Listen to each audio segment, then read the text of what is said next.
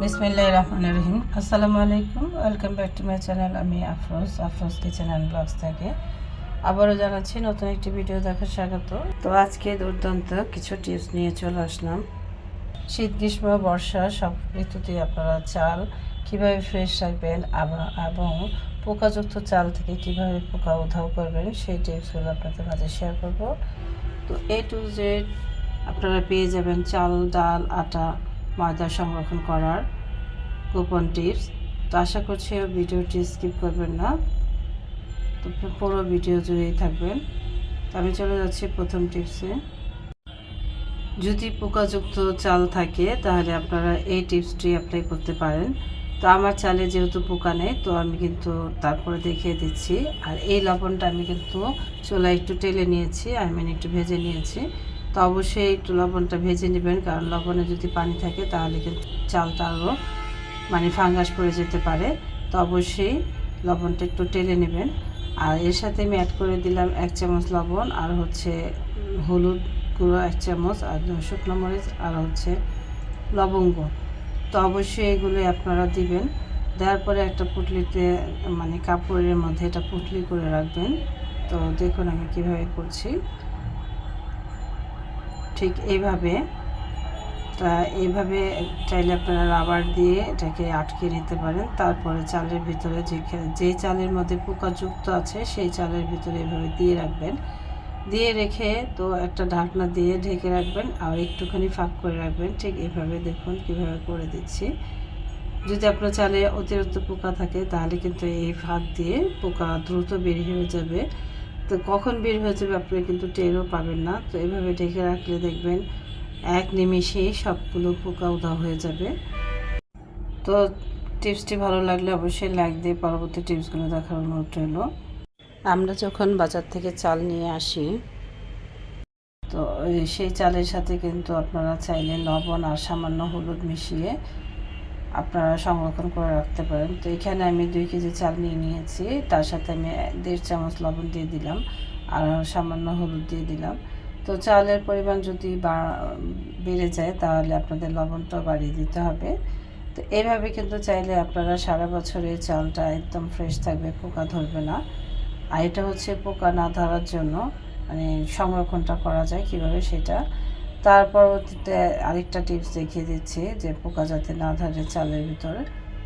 আপনারা চাইলে এভাবে রসুন নিচে কন্টেনারের নিচে দিয়ে রাখতে পারেন। তো আমি একটু কন্টেনারেই দেখাচ্ছি। আপনারা চালের ড্রামে যখন চাল রাখবেন বা চাল যেটা দিয়ে রাখেন সেখানে কিন্তু এইভাবে নিচে আগে রসুনটা দিয়ে নেবেন, তারপর উপরে চাল দিয়ে দিবেন, আর এর পাশে আবার আরেকটা লেয়ারে রসুন দিয়ে দিবেন।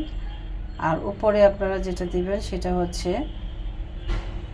কিছু তেজপাতা আর শুকনো মরিচ।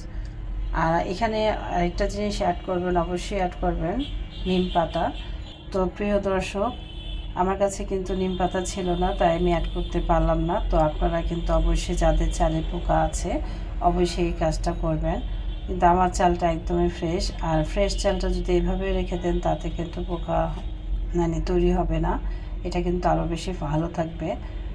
তো এইভাবে সমস্ত উপকরণ দিয়ে তারপরে আপনারা রেখে দিতে পারেন।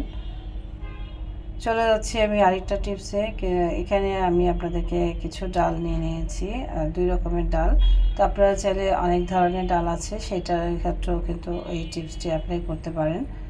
তার মসুরি ডালের সাথে যদি আপনারা বর্ষাকালে বা এই সারা বছরে যদি ফ্রেশ রাখতে চান তাহলে এই টিপসটি অবলম্বন করবেন। আর এখানে আমি দিয়ে দিলাম সেই টেলে নেওয়া লবণ।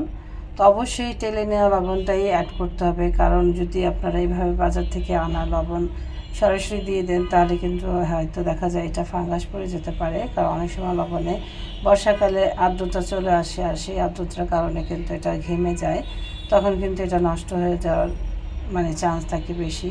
তো অবশ্যই লবণটা একটু ভেজে নেবেন যাতে এটা সংরক্ষণের জন্য অনেকটা বেশি প্রিজারভেটিভ হয়।